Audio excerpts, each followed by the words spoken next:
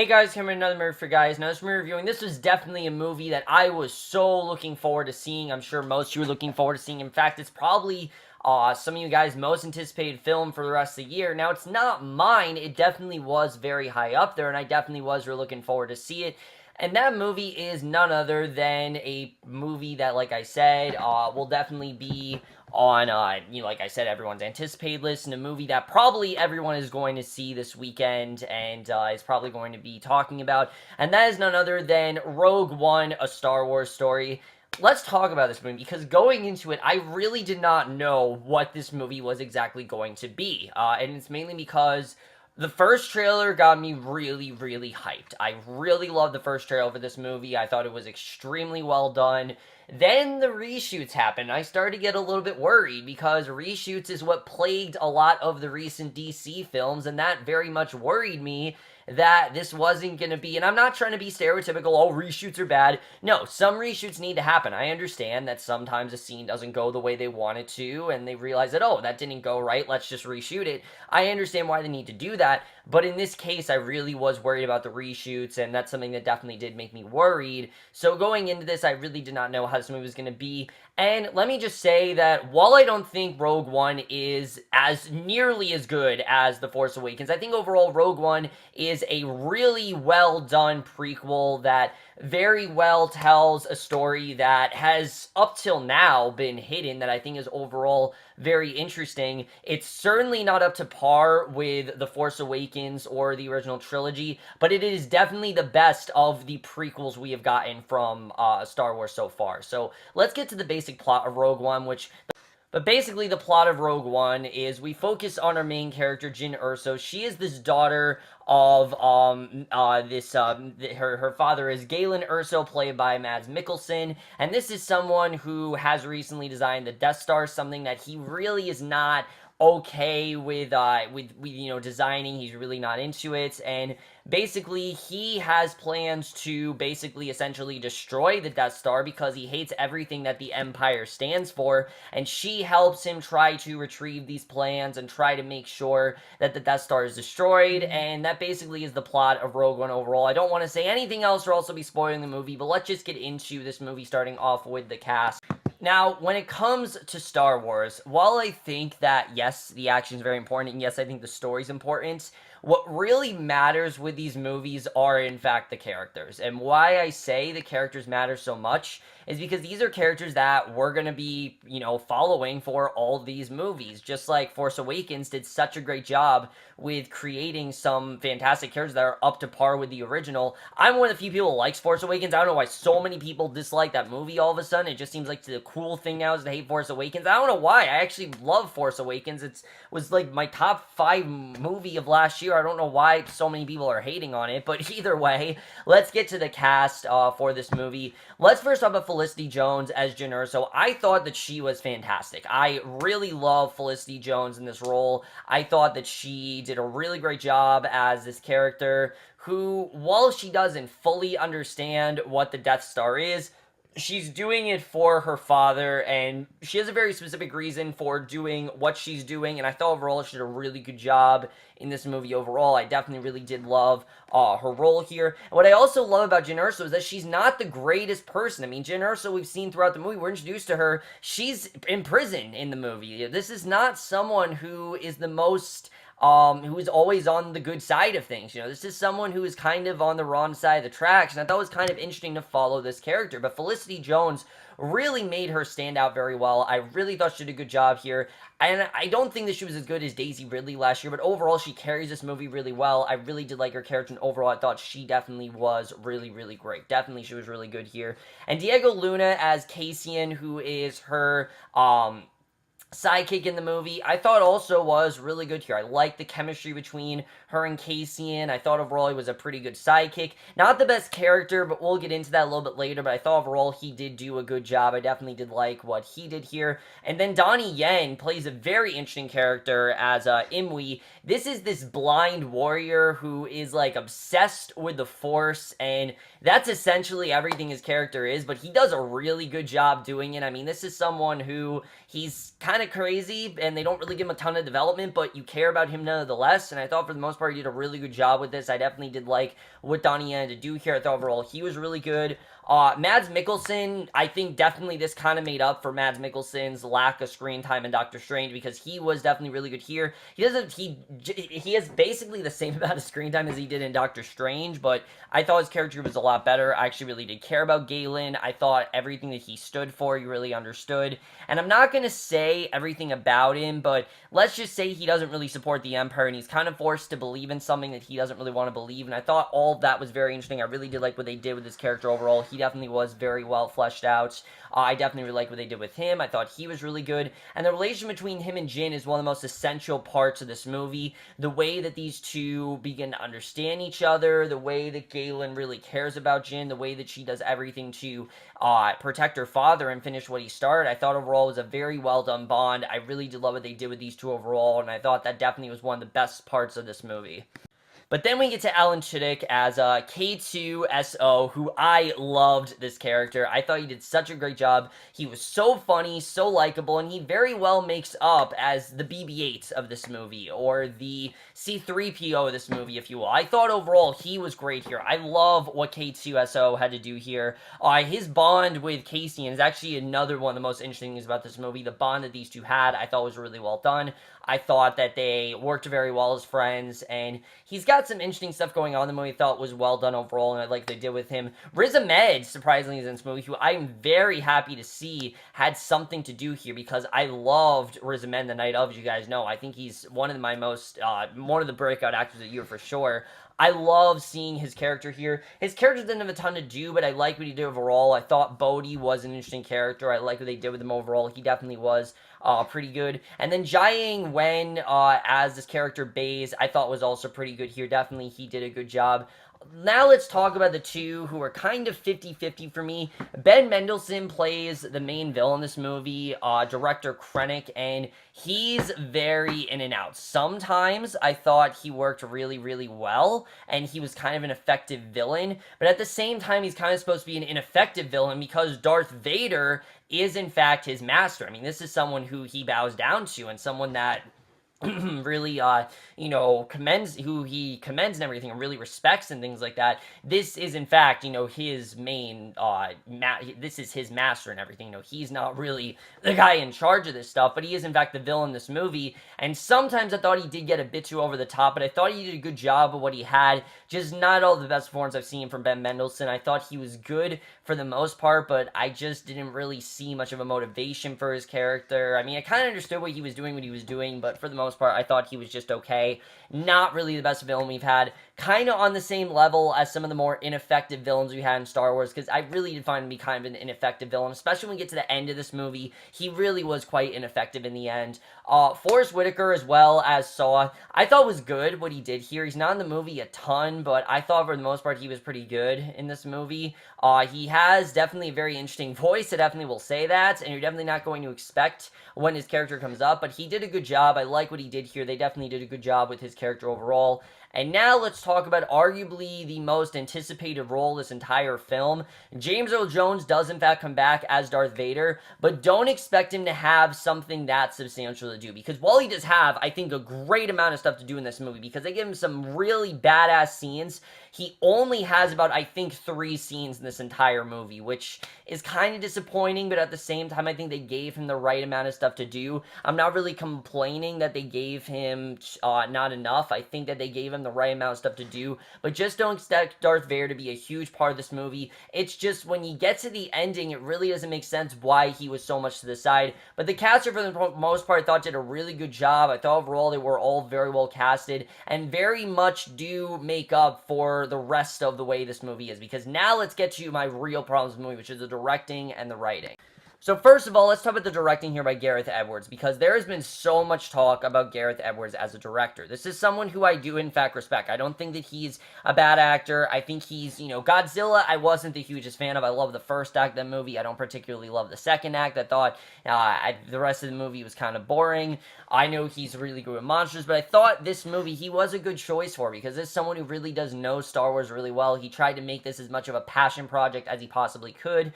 And I think his directing did work in some aspects, and in some aspects it really did falter. This is kind of a tonally inconsistent movie in the first two acts. I definitely will say that. There are some scenes that are really well done and are really well thought out and really creative, and I think are really dark and have the right amount of intensity and things like that. And then there are some scenes that are supposed to be comedic that just kind of come out of nowhere. They're just kind of there to be shocking, and I don't really know why Gareth Edwards did this in the movie. Definitely, I think the tone was a bit inconsistent.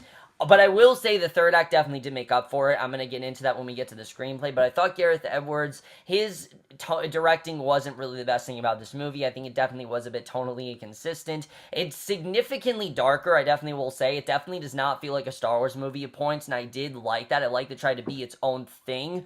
But at the same time, sometimes it is feeling like a Star Wars movie. So I really couldn't tell what Gareth Edwards wanted to do tonally with this movie. But I thought for the most part it worked. I just couldn't really tell what he was really trying to do. Was he trying to make it his own thing, or was he trying to make it a Star Wars program? I really couldn't tell what he was trying to do here. Just sometimes it really did. It was kind of like very in and out with me, the way that was done. But let's get to the screenplay, because by far the worst thing about this movie is the screenplay. And like I said in the beginning of this review, this movie went under significant reshoots, and it definitely does show. I mean, a lot of this movie feels very, very brokenly edited, and it feels like there's stuff missing that they had to put in here and that they took out because they didn't feel belonged. And like I said, I get that sometimes things don't go the way you want them to, and sometimes you have to change things, and I totally understand that.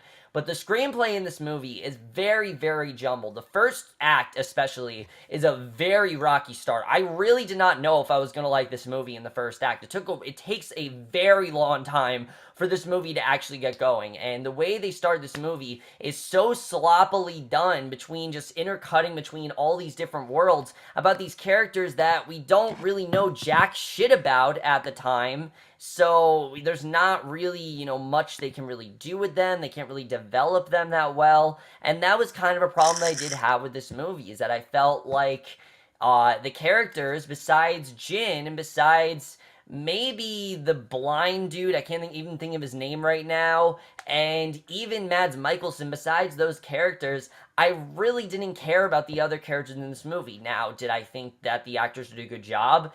Yeah, but I don't really think they were given the necessary development that they needed. And it's kind of hard to do when you're introducing all these new characters that haven't really been seen before. It is definitely hard to do. See, Force Awakens, it worked because that is a setup movie. That is a movie that is setting up the next two films, while also subsequently being a really damn good character-driven film, while Rogue One is in fact a standalone movie. And because of it being a standalone film, it doesn't exactly work in the sense of character. This is not the most character consistent film. In fact, there are times the characters are completely just saying everything that they do, and I don't really know why they chose to do that with a Star Wars movie. I mean, this is a Star Wars movie. They can go a lot deeper in these characters than they did in this movie, and I don't really know why they chose to go this route. I think they could have gone a lot deeper into them, especially with someone like, say, Diego Luna's character, who I really did not care that much about, or even Alan Tudyk, who I thought was good. Alan Tudyk definitely did a good job in this movie,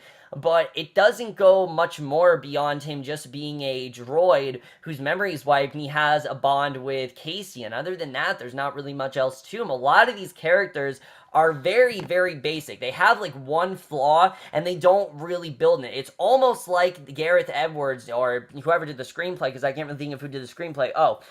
Chris Wise and Tony Gilroy. It almost seems like these two people who did the screenplay didn't really know what to do with these characters, so they just didn't really develop them that much. They kind of just did whatever with them, and it definitely did make up in the third act, which I'll definitely get into. But for the first two acts, I really couldn't figure out where they were going with these characters. I didn't really know what they wanted to do with them, and that definitely did not really work for me in terms of the way the screenplay was done. However, I will say the movie does do a good job in terms of fan service, because they don't beat you over the head with it constantly. There are occasional references to things that are going on. They show you things from the previous movies, and that makes sense, because yeah, that is definitely going on at the time that this is going on. But it's not one of those things where it's like, oh, this was happening at this time. Like, it's not just a fan service movie, and I really did appreciate that. I like that they attempted to make this something more, and I thought they did a good job with that overall, with the way they did the fan service. I definitely really did appreciate that. And the aspects of this movie that I thought were really well done, there are some really great scenes in here, like I said. I just know if as a movie, it really does fit all the way together. But then the third act comes around, and the third act completely blew me away. I mean, the third act makes up for pretty much everything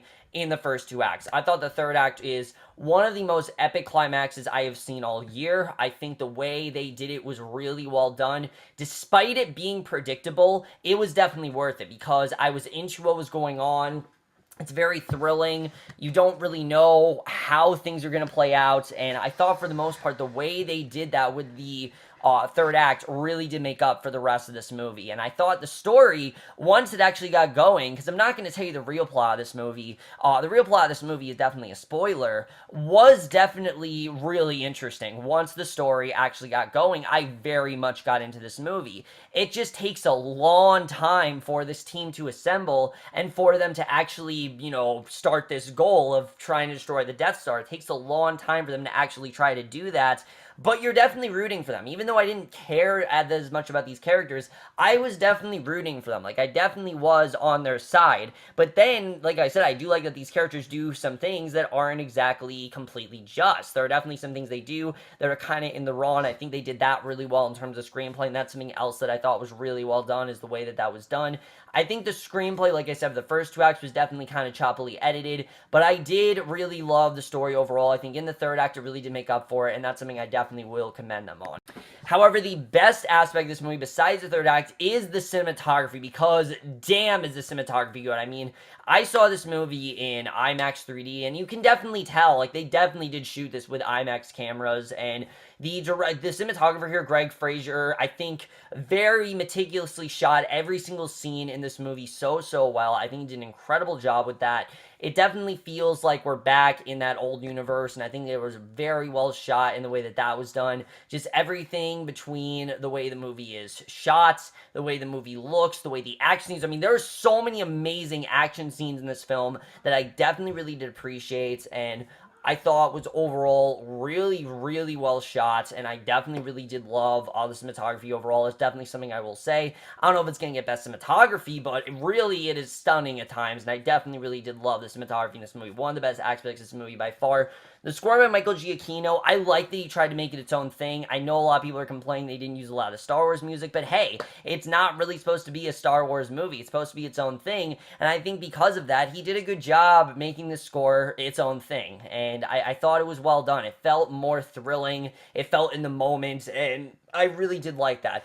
I will definitely say I think the movie is a bit overlong. I definitely was starting to feel the length, but once that third act rolled around, I really didn't feel it. I thought the third act was very frenetic. It was very fast-moving. There wasn't really a second to breathe, and I thought for the most part the third act is one of the best third acts I have seen all year, and that's something that I definitely will say. And the third act, the last 40 minutes of this movie, is truly incredible, and that's something I definitely will give them, as I think the third act really does make up for how rocky, especially the first act is, because the first act definitely takes a while to get going. The second act was better, I will say it. The second act's not bad. It's just the third act completely kicks the first and second act's ass. Like, everything about the third act, that was incredible. I love the way the third act was shot, and that's just everything about it, the way the story was told, the references, the way they connect things together, I thought was really cool, and I definitely really did appreciate that.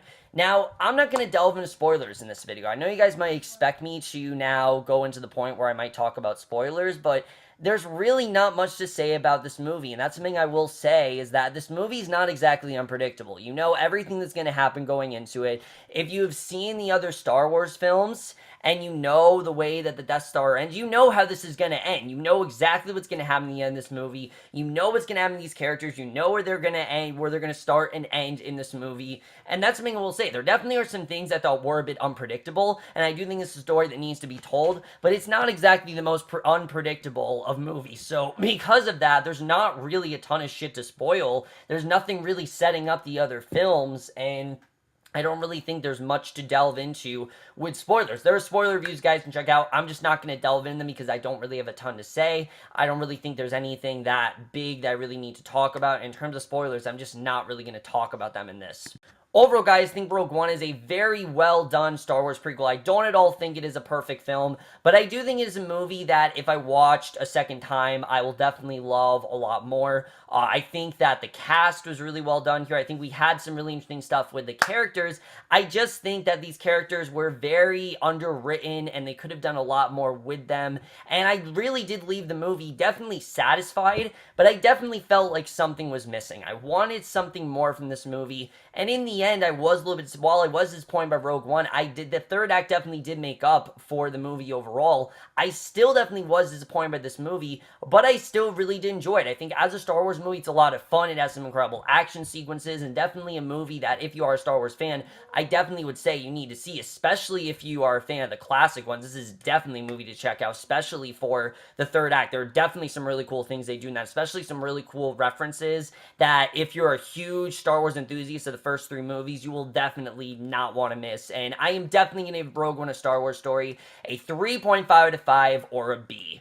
But overall, guys, Murray, Rogue One: A Star Wars Story. Let me know what you guys thought of this movie overall. Loved your thoughts on it. I'm sorry if I didn't love this movie. Some people love this movie. Some people hate this movie. I'm very much down the middle. I think I can grow to love this movie, definitely, as time goes on. But right now, I think it is a good movie. I don't think it's a perfect movie, but I definitely really did enjoy it overall. But that's it for this video. Hope you guys enjoy it. If you guys want to talk spoilers, just private message me. I just don't really feel there was a ton to talk about, honestly. I feel like everything that happened, I expected to happen, and there's not really much else to delve into. So that's it for this video. Hope you guys enjoyed it. We'll see you guys in my next video, which will be for The Exorcist. I do have 2 episodes to review that, and we'll see you guys for that. Okay, bye.